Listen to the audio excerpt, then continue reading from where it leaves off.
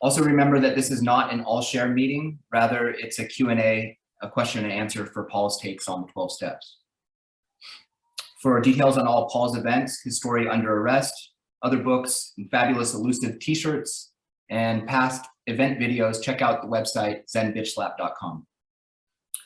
So to get things underway, I have a page from the big book, start things off, and then I'll hand it over to you, Paul. We're on page 568.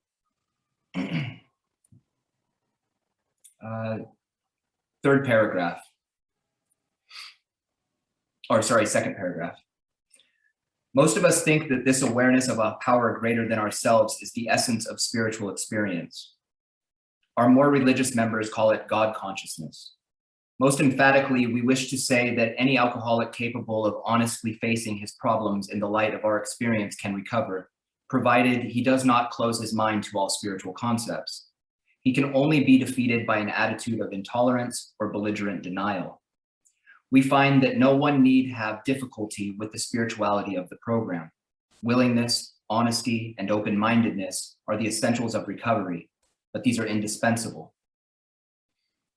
There is a principle which is a bar against all information, which is a proof against all arguments, which cannot fail to keep a man in everlasting ignorance. This principle is contempt prior to investigation. Herbert Spencer.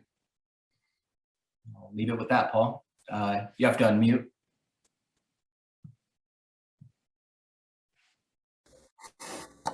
Good morning, everyone. I couldn't find this page, but let me read it again. So, sure. 568. Do we start at most emphatically? Most of us think. Oh, most of us think, yes. Let's just stop there. Yeah. But actually, most of us don't think. There's a thinking about most of us. Yeah. All right, so most of us think this awareness of a power greater than ourselves is the essence of a spiritual experience. So there's the power greater than ourselves, and then there's an awareness of the power greater than ourselves. Yeah. Right. So it's not just the power greater than ourselves, there's awareness of it. So you're conscious of a presence that hereto before this was an unsuspected inner resource. That doesn't mean the books of on your bookshelves change. It just means there's an awareness that wasn't seemingly aware before. It was, but there's an awareness of what? The presence of something or nothing, higher power. Yeah. Then where we go? Our more religious members call it God consciousness. Well, it's just, let's say it's a loss of interest in self-consciousness. Yeah. Mm-hmm. Yeah. So if we are in a way God, if God lost interest in self-conscious, it may gain interest in God conscious. Yeah. Yeah. Yeah. So our more religious members, I don't think any of them are here today. No, maybe. You don't look like a religious bunch, but our more religious members call it God consciousness. Okay. So consciousness is the basis, but you can be extremely conscious, not you, but yes, we've got the language, but either, you're extremely conscious of self and of the mental activities, or you're conscious of self and the mental activities in the context of a presence, a spiritual presence. Yeah. The attention and interest in the self-consciousness is very jealous in a way. It doesn't want to have any other presence to be felt in a way. Yes? But the sense of, let's say, God consciousness allows and includes the sense of self-consciousness. Yeah? It just puts them in let's say, a more working proportion. So just like we have these 9 squares on the Zoom on the iPad, well, there's these 9 particular pictures, yet they're held in a bigger square, yeah? That's framing the 9 squares. So you could be going to each square and having interest in it without losing the interest in the larger square, yeah? That which is holding the 9 squares, yeah? One doesn't preclude the other, yeah? So the 9 squares would be part of the whole square, yeah?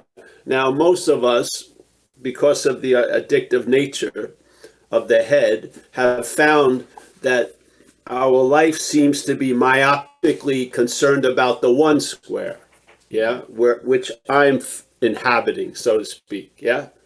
But even that is a projection. I'm looking at myself like an image all day and reinforcing this image. What would happen if you lost interest in that particular 1 square?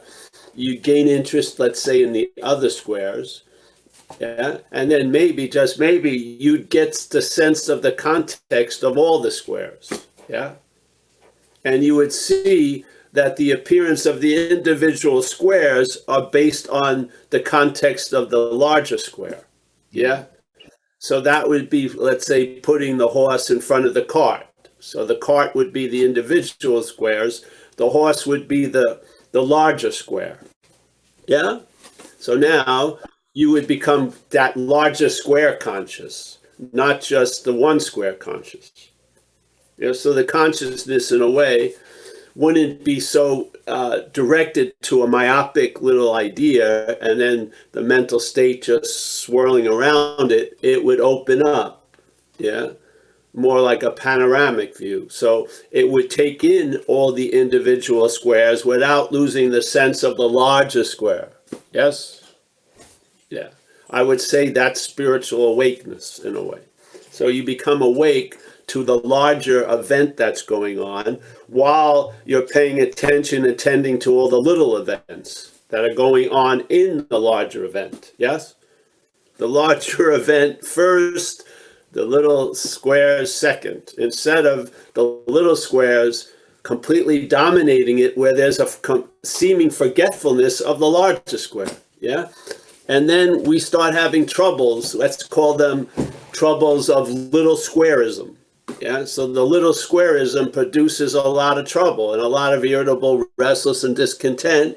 And so we maybe be driven to get out of the little square, but we get caught in the clarity of the little square can't escape the little square. Yeah, all right. So what happens? Well, you try it, you don't listen to that information, and you keep trying to get out of the little square as the little square, and hopefully you finally realize self can't get out of self, and then that mistake gets corrected, and now maybe there's a loss of interest in escaping from that little square, and that's the escape from the little square. You don't leave the little square, but something now, that unsuspected inner and outer resource is now suspected. You sense something.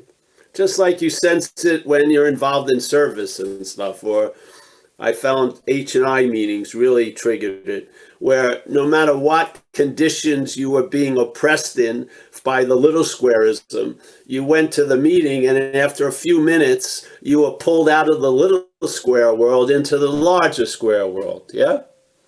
The larger square world does not deny the little square world. It accepts it, and it gives us guidance to how to travel as the little square through the little square, but being from the bigger square. Yeah, it works. Yeah, I'm here to tell you it works. 33 years of navigation based on that change has worked. It's working. The problem doesn't exist for me right now. That's fucking a great solution. Yeah. And when you have the solution to the problem, you learn about the problem, and then you have an intimacy with the solution. So you're not in a need of trying to prove something. You know something. There's faith. Yeah.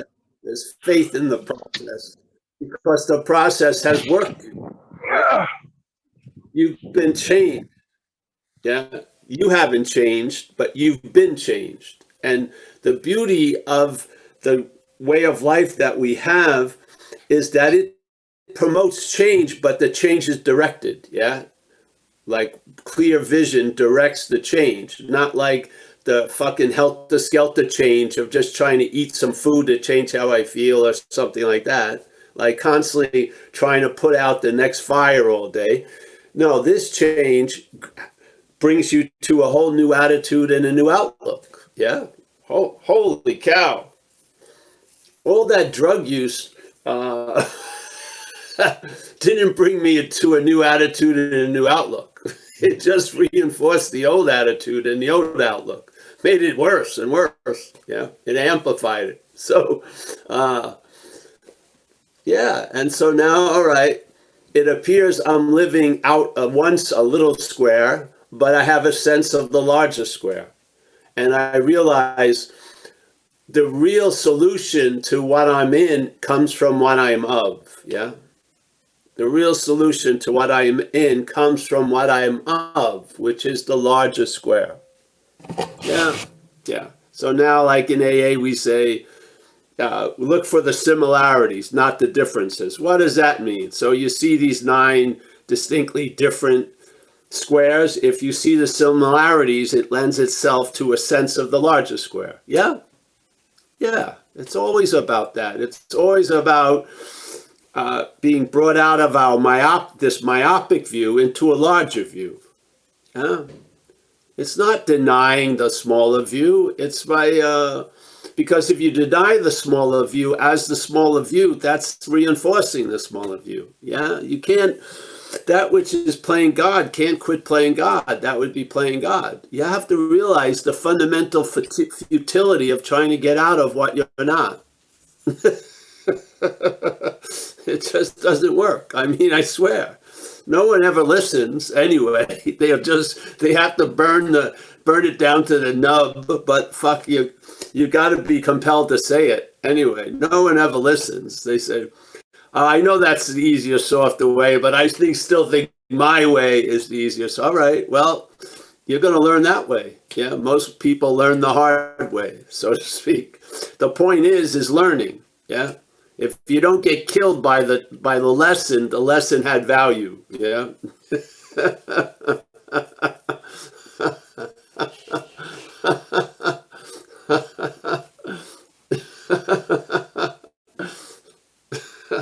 So, because that's what directed change is.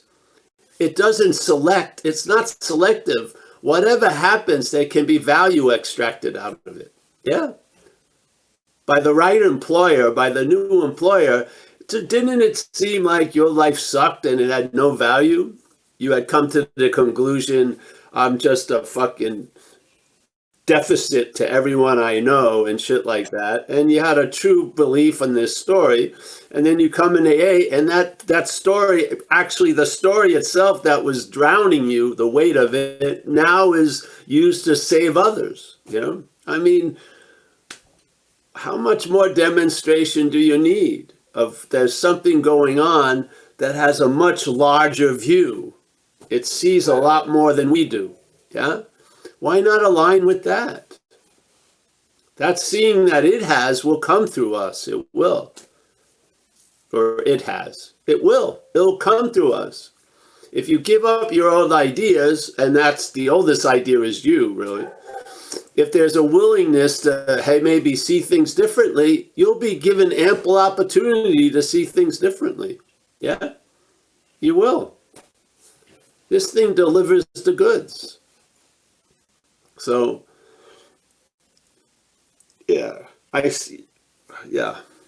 So let's say one square is totally flipped out. Yeah. So it needs attention. But that one square flipping out, does it mean that's affecting the larger square? No. The larger square is holding it just like it holds the joy and happiness. Yeah. It holds whatever is appearing. Yeah. So we rush ahead and try to offer water to that one square. But is the larger square on fire? No, it isn't. Yes? That's the reliability of it. It's untouched by all the shenanigans that we think we get up to or we're in. That's the beauty of it, yeah? The cloud doesn't need another cloud. It needs to realize it's in a sky, yeah? Yeah. So, or of a sky. So, yeah, beautiful reading. Let me see. The Herbert Spencer. I mean, we all get caught in the hypocrisy of duality, yes? I mean, how many people who say they're book thumpers are actually could be convicted of this little mental crime of contempt prior to investigation? It's sort of funny. Because nobody gets out of here without getting dirty, so to speak. Yeah.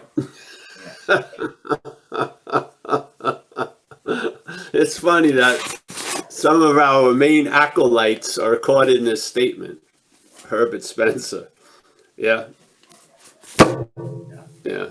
It's funny, but can you keep an open mind? See it's not yours. That's a good way, really. If it's my mind, it's going to be closed to a lot of other possibilities. If it's mine, there's a lot of possibilities in that. Yeah. Yeah. So my mind may be very difficult to direct, but mind can be easily directed. Yeah. But my mind may not. Yeah. Yeah. Yeah. So, all right. Thanks, bro. Thank you. Thanks, Paul. Anybody have any questions? Go ahead and raise your hands. It seems like this analogy of the Zoom squares is, we see that in AA too, like kind of giving it up. If we can't rely on God, then relying on the group conscience, or if we can't, and then eventually moving from that to seeing how that's also within our own minds, within our own, within the mental state as well. This. Yes. And there's all this like separating and partitioning what's not divided. Yeah. Yeah. So it appears like everything is uniquely different, but in fact, if you were moved out of the myopic view, you'd see it differently. Yeah. Yeah. Yeah. So the 9 of us, the 9 squares, could be a very good amplification of the square. Yeah. Right. Yeah. Because it's all of the square. And if you don't understand my rantings, don't worry about it. I do. So, yeah, hopefully that gets through. I hope so. I hope the certainty of these insane meanderings, there is a certainty in them, though. I have a complete faith in it. It doesn't matter, though. It's going to formulate a way for you to see it, yes? The seeing is exactly the same, but the way the seeing is seen as where we're from may be quite different. But yeah. Yeah? Yeah. But to hold the certainty that something works is contagious, you know? Yeah. Absolutely. Because a lot of times you want to run into that Herbert Spencerism. You want to have contempt prior to investigation. Yeah. You know how many people I've known, they went to 5 minutes of an AA meeting and they think they know what AA is? It's amazing. Yeah. Yeah.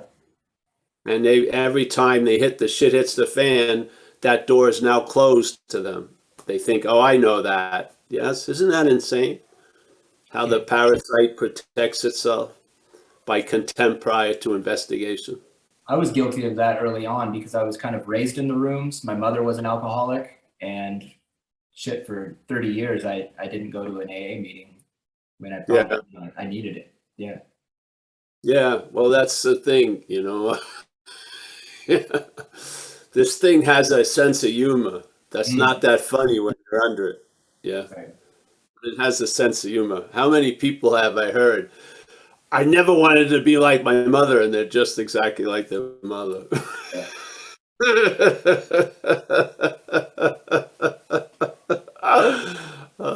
We can't win.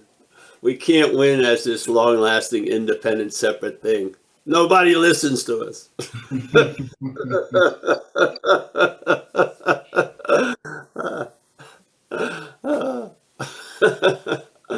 Yeah. Yeah, Well, I man. still I don't have know. any hands, but do you want to riff on honesty, open-mindedness, and willingness? The how of how it works at all? Is that Yeah, outside? honesty, open-mindedness, and willingness. Let's say we don't have, let's be honest that we don't have any of that right now, many of Yeah. us. That's a good beginning.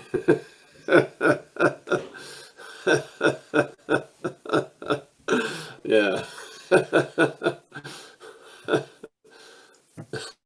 What leads to honesty, open-mindedness, and willingness is to admit that what's running you doesn't have any honesty, open-mindedness, or willingness. Right. The parasitical head doesn't have an open-mindedness or willingness or honesty. Yeah. Yeah. Start there. Yeah. And then be clear. The honesty will come to you. It's not coming from you. Yeah. Yeah. Yeah. Yeah. It's funny how, like in AA, I heard it so many times. Somebody new comes into the meeting and then it talks about how, oh, I feel so accepted here and so, and know what, there's no one judging and everyone's judging the person. It's just that the larger event of the meeting overrides our little squares. Yeah. So there's love and tolerance in the meeting, yet almost no one in the meeting's practicing love and tolerance. How does that work out?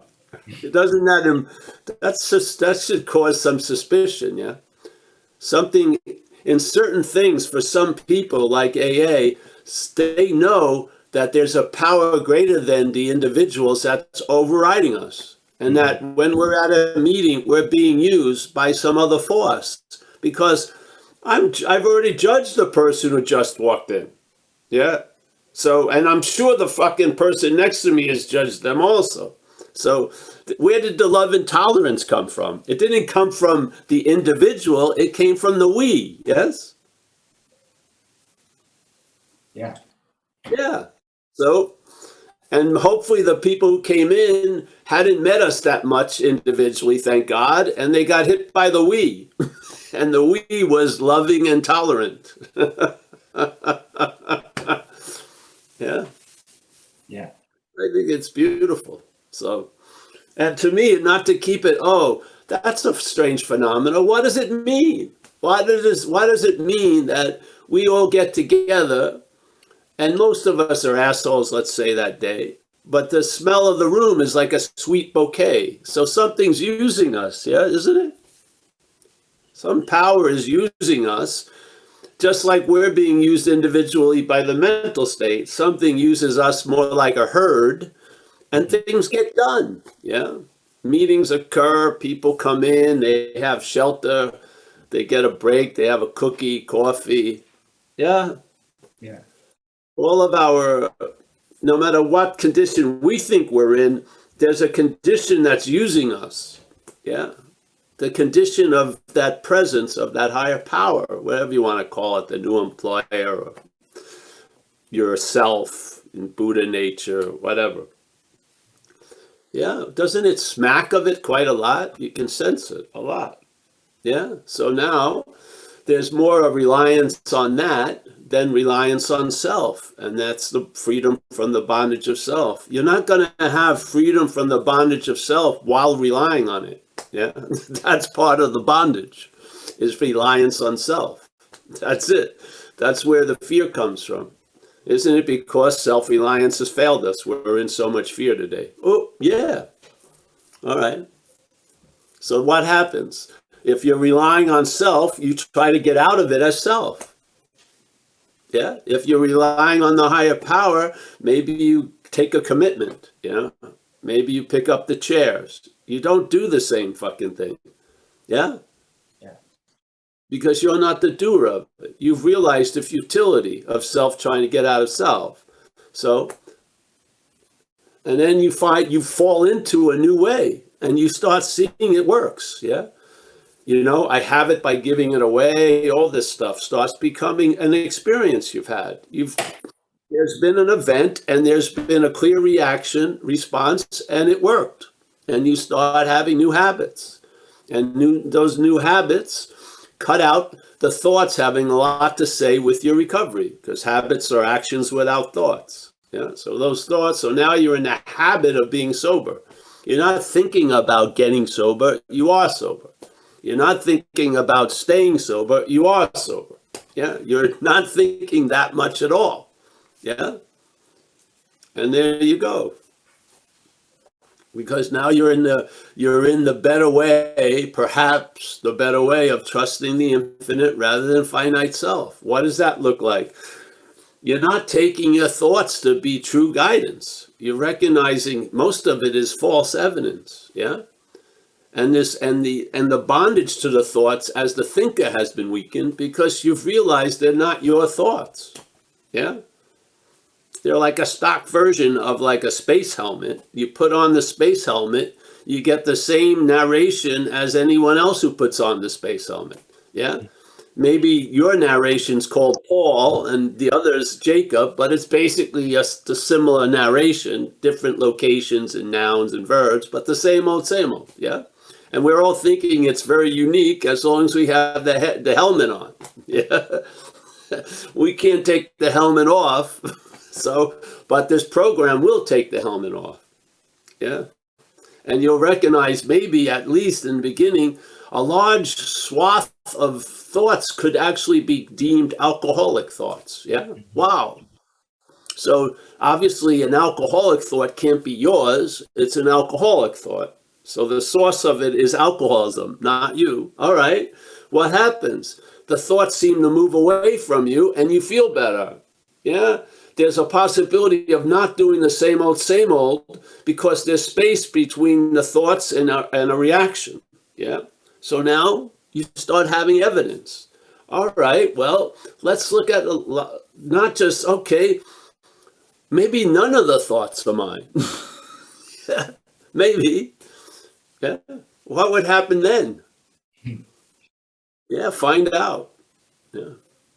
And then so on and so forth. So the awakening is a lot of awakening from. You awaken from a lot of the trance that the parasite puts us in so that the host can be subdued, so to speak. So that all its ideas and hopes of being free include the self, not from the self. Yeah. So the system itself has captured us. Yeah. And we can't get out of it as it. Yeah. So, yeah. That's what happened with me. I came in, I sat around at meetings. I had a thick sense of terminal uniqueness. It was incredible. I was like breathing like the cocoon atmosphere for years. It was really very strange in there, in that my own little private Idaho, so to speak. And then, I heard people share about thoughts and feelings and reactions. And I could only come to two conclusions. How did these people get my thoughts, or they're not my thoughts? I mean, if everyone's having them, how can they be mine? Yeah. So that was a huge shift, really. That was a huge shift. And then that just begetted more huge shifts. So I finally woke up to the dilemma I was in. Yeah. And there was honesty concerning that. When I got struck sober, the honesty is I'm fucked. Yeah. And the open-mindedness was from that too. I'm not managerial quality. So I got to open myself up to be led by something else. Yeah. And the willingness was there, thank God. Yeah. Now, what happened? Maybe I became more honest and open and willing, but I was struck with honesty, open-mindedness, and willingness. So I could at least get a flavor of what they're like. Yeah. And then I was introduced to AA that night, and I kept going for 33 years. Yeah. And so, yeah, I see that which I'm not is not honest, not open-minded, and not willing. So I don't spend much time trying to convince it to become honest, open-minded, and willingness. I just recognizing its limited trait. It's not of me. Yeah, it has its own agenda, and it's really just sees me as transportation, basically. You know what I mean? If it could call up and get the shit delivered, it probably would cut me out of the whole thing. But because it needs me to go places and do shit, it keeps me on call, so to speak. Yeah. So let's say, yeah, that thing cannot be honest, open-minded, and willing.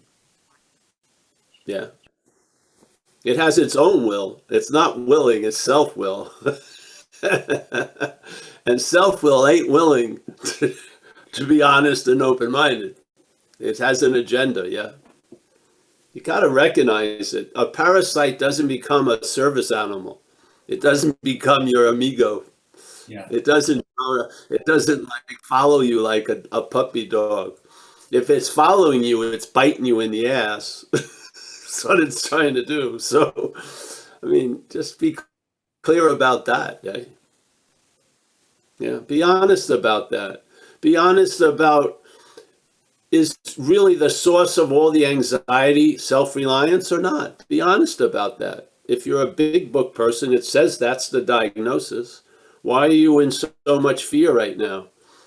They're not waiting for our answer, because that's part of the problem. They're telling us the answer, which isn't it because self-reliance has failed us? There you go.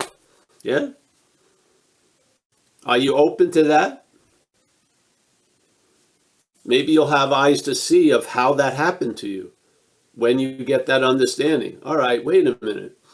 So all this fear that I think is the cause of so much shit is an effect of something else. I had no idea.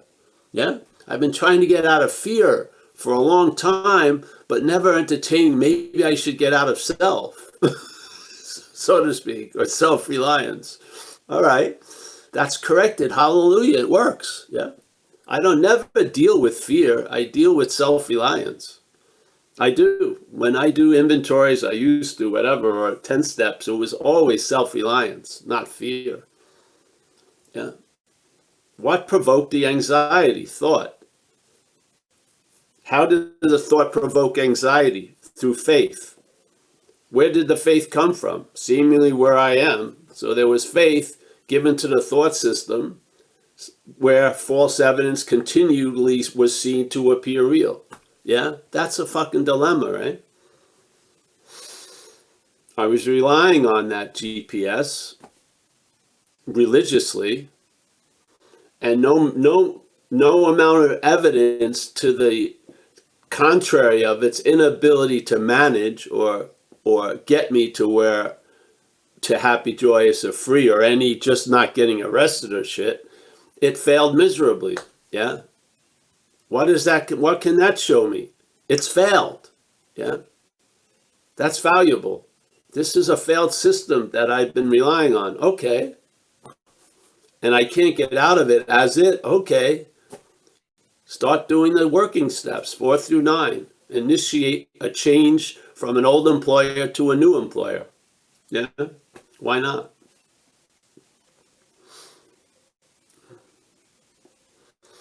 I think it makes, that's why we do the talks without, I don't know why we do them, but I always say there's a reason.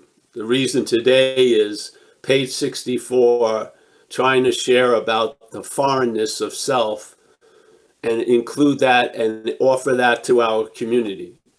This is not about an exposition of super clear reading 1 through 12 steps and explaining every word and every letter.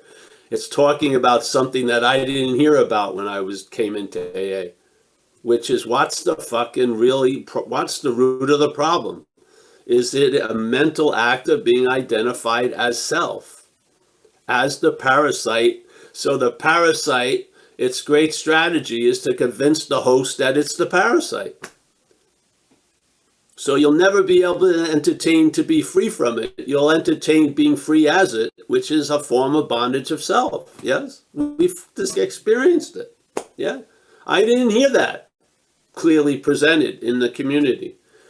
Mostly in San Francisco. I went to other places. I still didn't hear it.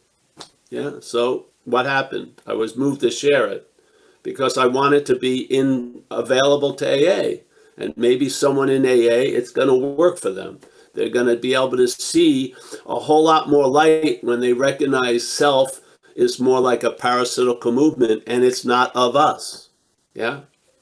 Hallelujah. So is it 2 days during a week to sit here and share that? Fucking I would do it 7 days a week to put it out there. Yeah? Because I see so much suffering or anxiety or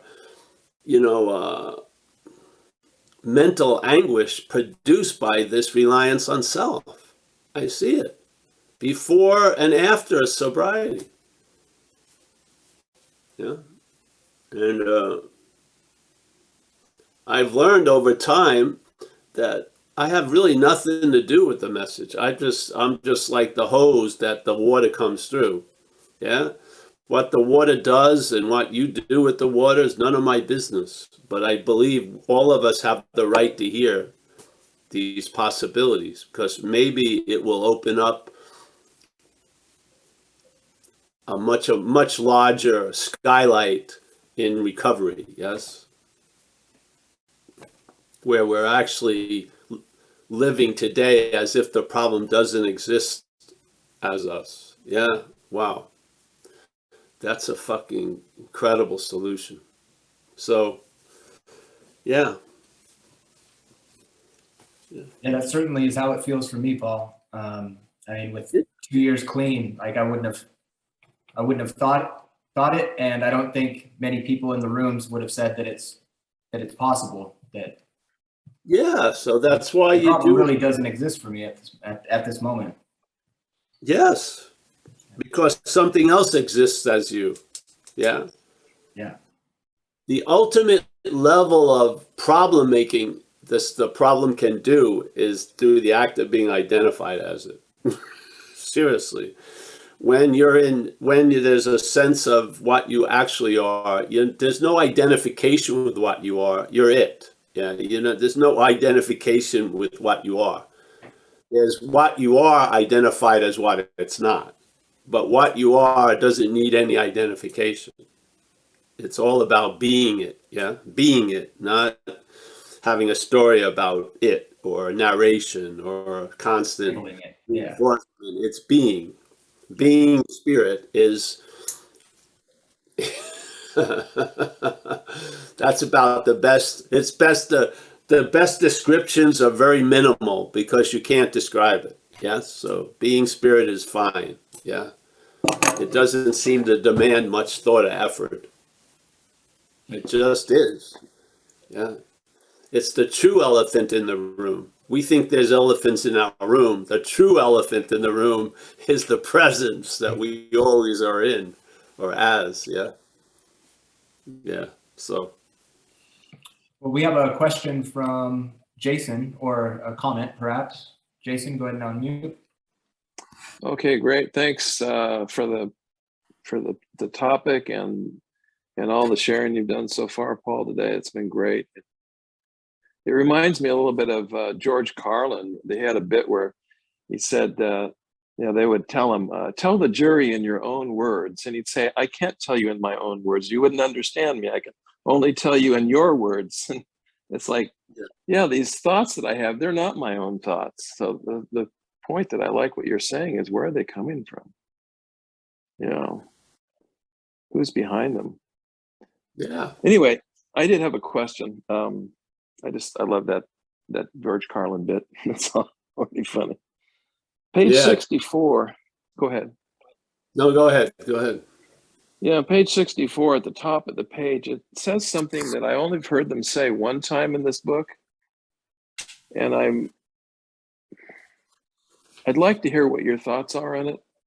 it says we had to get down to causes and conditions.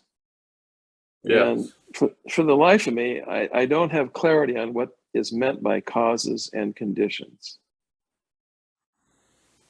Well, I think the causes and conditions is what we attempt to present every week as the basis of hearing the whole talks. Yeah, the whole talks are based on a couple of paragraphs later, being convinced that self manifested in various ways. So we would say self is the causes, is the cause, and the conditions are what are produced by the cause.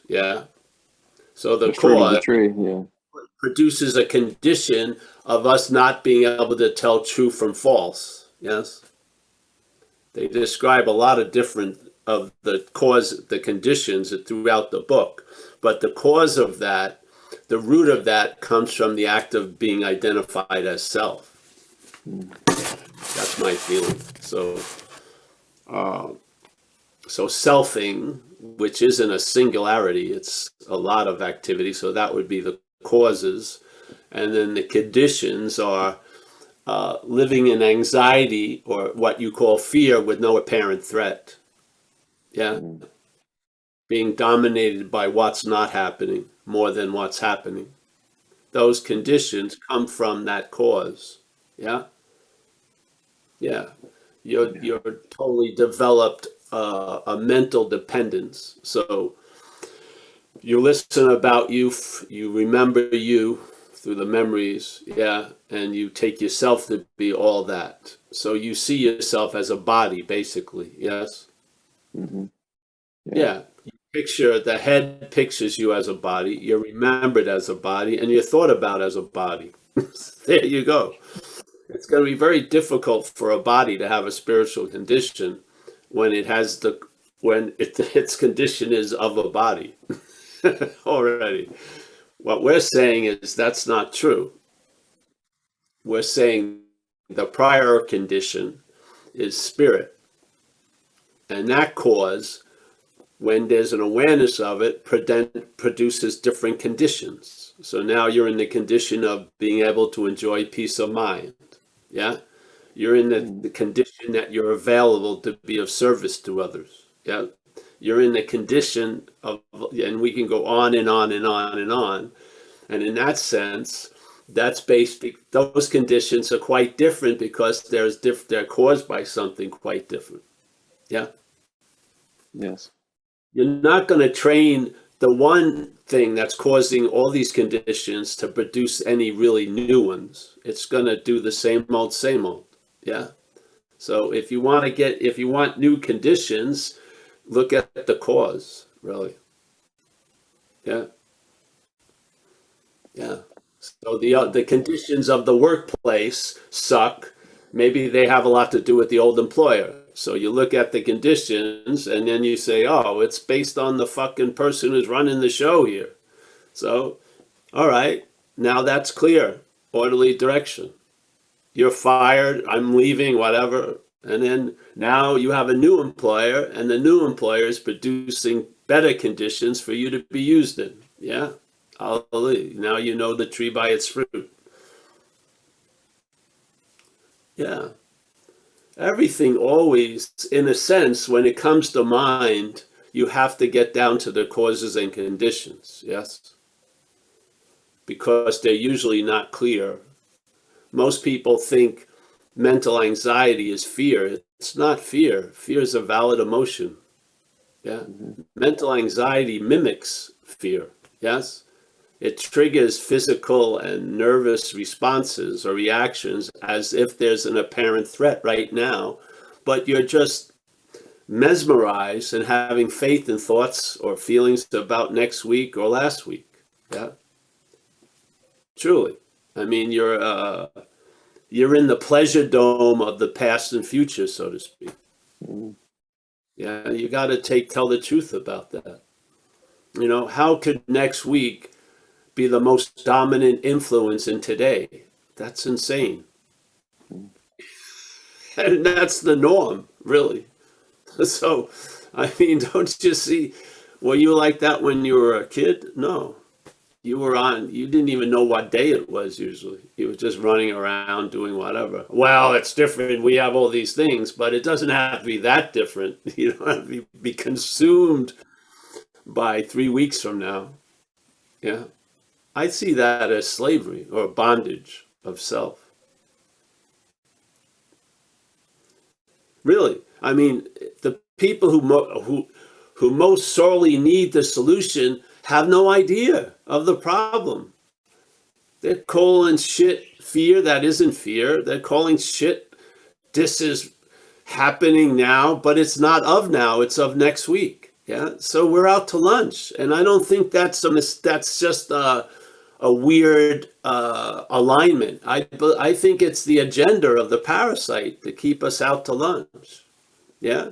That's why a lot of people don't make it to the fourth step. Because I believe the parasite doesn't want you to look at your role in things because you'll see its role in things. Sooner or later, you will. Yeah. So it'd rather have you sort of out to lunch because it can feast on you in a way. So the importance of the spiritual awakening is so that we can become aware of that presence, of that God. Yeah. Now I have questions about that, but not to go there in this talk. Let's say there's an awareness of that presence, and we lose interest, or we lose the awareness gets pulled off of the self. Yeah. And then your life gets better. Who would have thunk? Yeah. Well, there you go. Now you've gotten clear about the exact diagnosis and the exact correction of the nature of the wrong, which is the act of being identified as self. Self has way too much attention and interest going to it. Yes? It's sort of like the moon is sucking all the light off the sun. So now you think the moon is the sun. But it ain't. So, yeah. Nice to see you, Jason. Thanks, Paul. That's really helpful. Very helpful indeed. Thank you. Yeah. Thank you, Jason. I don't see any other hands, Paul. Well, great. We can end it. Oh, it's what time? No, we got a little longer if you want to go. If not, we can say our fond farewells. I'll start, and if anyone jumps in, we'll go to it. Sounds good. So, Jacob, Alex, very nice to see everyone. Yeah. One day there's going to be all of us in one room. Yeah. My room. We'll have like 30 people in there. That would be cool. Yeah. Nikki, as always, nice to see you, honey. Thanks for all the support. All of us thank that. All of us thank you. Tommy from Ireland. Yes. We got Cecilia. I think you've been here before. Have you, Cecilia? Yes. No? This is your first time? Oh, well, welcome. Nice to see you. If it didn't make any sense to you, that's fine. Yeah. You've been served the spiritual subpoena. It's already working. Yeah. We got Rob Farr. Always nice to see you, Rob. Yeah. We got Gabe. Gabe, working, I think. There he is. We got Paul down in the UK. We got Lebowski. I don't know where he is. I think he's somewhere in Florida or somewhere. Yeah. Wow. Gary C., the man who came from the corner. Hey, Paul. Nice to see you, Gary. Yes. You too. Ruby Rose from Wichita. Hey, Gary, no matter what, everything is fine, eh? Yeah, I just want to throw that in there. Ruby Rose. Nice to see you. Oh, it's a nice sky in Wichita, Kansas. How many did they let you have a year? Maybe 5 in Kansas? I think I fall under the category about Kansas contempt prior to investigation. Seriously. So I admit yes, I've had contempt Kansas prior to. Wow, what was that sound? Yeah, we got Roman. Nice to see you, Roman. Yeah, I love that old radiator. There it is. Kerry, nice to see you, Kerry. He's in New World. He's in a new world in Hawaii. What the hell am I doing here? Yeah. It's too late. Your head's in the tiger's mouth. Yeah. Kurt Z, always a pleasure, Kurt. Yeah, good to see you, Paul. Much respect for all you do down there. And Linda. Yeah. Walter, a brother from another mother. Yes. Nice to see you, Walter. We got Mike Phillips. There you are. Nice to see you, Mike. Jason from San Diego, always a pleasure. Very wise songwriter. Yes. Yeah, right. Hey, Paul, I had another thought why I'm so grateful I asked that question today, because for some reason my mind sometimes, well, it just doesn't want me to see the truth. And I think of conditions as external conditions, but what it's really talking about is, what's my condition? What's like, and it's weird because I've been through this work enough that stuff that would used to freak me out just doesn't. And I'm seeing it's because there's a different cause going on in me now. Yeah. Producing different conditions. Yes. It's very. Yeah. And remember, those, what you would call inner conditions, have a lot more influence than the outer conditions. Exactly. Change is initiated in what they call the inner conditions more than the outer conditions. Though sometimes the outer conditions can be untenable, so they need to be changed. But basically, before the house, there's the blueprint. Yeah, the blueprint is of the mind. Yeah. And it seems like the parasite wants me to look out there rather than look in here. And even after all the stuff that I've gone through and the change that have happened, it's still yapping like, yeah, but let's look over here. And what isn't even real. Amazing. Yeah, don't wait for it to end, because you're waiting for it to end is giving it more life. Yeah, it's like, again, cohabitating. Yeah. One of the little squares in the in the larger square is a little chaotic and not meant to be listened to too much. Yeah. All right. Cool. Thank you. Cool. Yeah. Thanks, man. Stefan on having never left is always great. Yes. Yeah, there was a great song. I'm checking in to see what condition my condition is in. Remember that song? One of my favorite.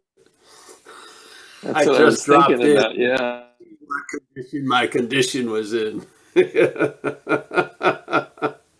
Yeah, it's very cool. All right, Nina, always a pleasure. Very nice to see you. PK from Long Island City. Yeah. Man, hey, Paul, thank you so much, man, for holding the space, man, for the group consciousness. It's I guess everything's impermanent and transient, whatever you want to say, but it's so awesome that, you're broadcasting the message, man. It's just, it's awesome. And I know, for you, I think you kind of riffed on it too. For you, it's kind of therapeutic too. So it's just such an awesome experience, even though there's like the silence that's surrounding you, where everybody is we're tuning into you. And it's just, we realize, or at least I do, I realize I am you, like there's only one of us, so like you're speaking from a place on behalf of the group. And it's just it's a freaking miracle to be part of it. I love it, man. So thank you, for holding the space. It's really, and I just look at the irony of what brought us here. Like, the fact that for years we were bonding, with turning ourselves over to, controlled substances and whatnot. And here we are. It's like a complete, different type of surrender. It's like the gift that keeps giving. So, man, I just love it, man. Thank you, for holding the space and and downloading the message, man. It's just such a special place to share the squares. You know, it's it's just I really I really enjoy it. And I hope I really feel everyone else is the joy is exuding. It's like you said, it's like the group. It's like a peace. It's like a bliss that just permeates the squares. Yes, So thank you, for allowing me to be part of it. I mean, maybe I can't be part of it because I am it, but whatever it is, like you said. Let's not go out there.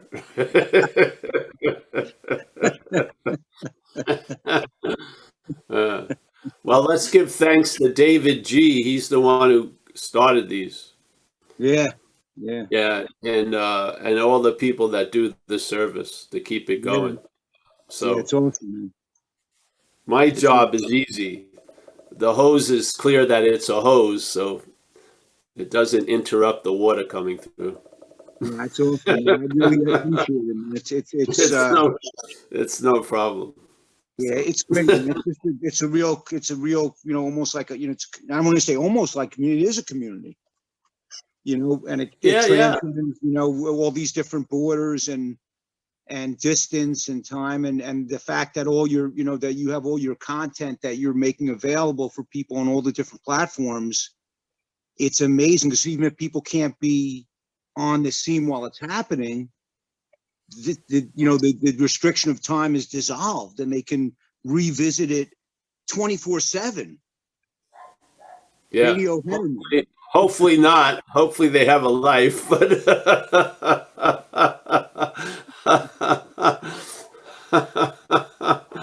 but yeah, thank you. I know. I just something really did something to me, and I have a lot of honoring of that, even though we joke around a lot. So no, it's like a reverence, right? I like to see people travel lighter, Yeah. Well, I appreciate it. You've helped me, man. You've helped me travel lighter. And you might say, well, look, you had the capacity and the capability all the time. You never needed me, but nevertheless. I wouldn't say that about you, PK. I wouldn't say you have the capacity and everything else.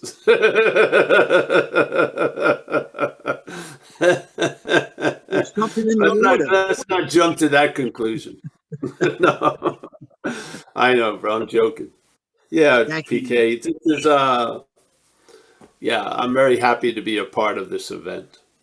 Yeah, I am, and then it's nice that it's recorded. So the best of Paul will be here long after Paul is gone. Because the best of Paul isn't from Paul. That's what's cool. Yeah. But like you said, hallelujah. Who would have thunk that which, we were being beaten up by would be the same thing that would set us free. And it just from a different vantage point by like flipping the lens around or whatever it is that mind, I really feel like you're kind of helping everyone to a mind shift. It's almost like it's almost dissolving, the barriers. It's just such an opening. And it's just like you said, there's just a huge reverence towards this, whatever it is, Yes. So it's great. Yeah, it's great to be part of it. And yeah, just thank you. I mean, I know, it's not, like you said, it's almost not you, but still we have the figures of speech that we go by. We still reflect. Okay. It's awesome, man. It's great. Yeah. Long Island out on the LIE. Forget about it. Yes, Long Island. Yes. Long Island forever. Yes. I'll meet you at Montrose. They say at the end of the universe. Yeah. Hey. All right, PK. Thank you. Thank you, man. Yeah. And then who else? Oh, there's Elaine and Carl. I see Carl, not Elaine, but yeah. She's right over there. We got Chris from Lexington, Kentucky. Yes. I would put Lexington, Kentucky with Wichita, Kansas. Well, Keeneland is running now, and so if you've never experienced it, if you're in this part of the country, any of the 2 times a year that the track is running, you really should check it out, Paul. Oh, Hey, yeah. man, love you. I'm enjoying this, being the energy with you, as PK was talking about, and just great stuff on causes and conditions today, man. That's just something else. I really resonated with that. Thanks so much. Oh, great. Thank you. Yep. We got Tommy from Ireland. We got Kerry from Hawaii. Say hello to Judith for me, Kerry. Yeah. And let's see, we got, let me see who is here. We got to go back. I think I got everyone. And Yeah. Paul, Gary C has his hand up. Do you want to take a Oh, all question? right. Let me speak with Gary. Hi, Paul. Gary, what's shaking? I just wanted to share something that came through just now. That, you know, I have the thought that sometimes, I don't know, this message needs to be spread far and wide, and that there's not enough of it in the world. In a sense, it seems like it's available in the world. And it just occurred to me that that's not true. It's totally available in my life. There's a huge opening. And thanks to you, I thought that turnaround really worked for me, because I was seeing, like you said, through this myopic view, there's not enough, there never will be, it's hopeless. And something popped and said, it's not true. You have the biggest opening. It's everywhere. Like PK said, it could be 24/7 if you wanted. So I just wanted to put that out there for, you know, my sake, anybody's sake. It's like, it's not true. There's not enough in the world. It's everywhere I need it to be. There you go, G. Yes. Well, you can't have a better meeting than having it end with Gary. So there you go. Seriously. Thank you, G. Let me see who else. I think I got everyone there. Oh, no, Oliver from Berlin. I think I did. Oh, I saw Lebowski already. Always a pleasure to see James Lebowski. Thank you. Yes. Yes. All right, my friends. See you, everyone. You know, that Tuesday meeting at 4:30 Pacific time will start up again next week. That's a non-duality group I share with someone, I don't know, and everyone else. It's all on events and BitSlap. And yeah, thank you for this opportunity. I'll see you guys. See you anew, everyone. Yeah. Thanks, Paul. Thanks, Paul. Thanks, everybody. Thanks, Paul.